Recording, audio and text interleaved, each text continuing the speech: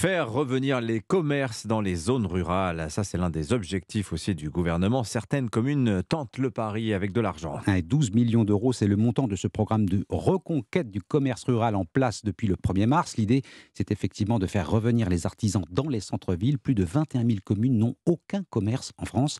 À Courcy, près de Reims, ce village de 1200 habitants a été l'un des premiers à faire une demande. Il aimerait bien retrouver sa boulangerie. Reportage Romain Vito. Sur la place du village, le seul commerce, une boulangerie, a les rideaux fermés. En face, les anciens locaux de la Poste ont été rachetés par la maire, Martine Joly. Là, c'était du stockage. Là, c'était l'arrière du bureau de poste. Et on voudrait que ces deux parties correspondent pour pouvoir faire un petit restaurant. Car depuis 7 ans, Courcy n'en a plus. Les habitants doivent parcourir 10 à 15 km pour déjeuner ou dîner. Les gens ont ce besoin de se recentrer. D'une part, c'est plus sympathique et d'autre part, c'est économique. Donc l'aide financière, elle est primordiale. Oui, elle est indispensable. Une aide pouvant aller jusqu'à 80 000 euros. Elle permettrait aussi de rénover la boulangerie, trop petite et vétuste.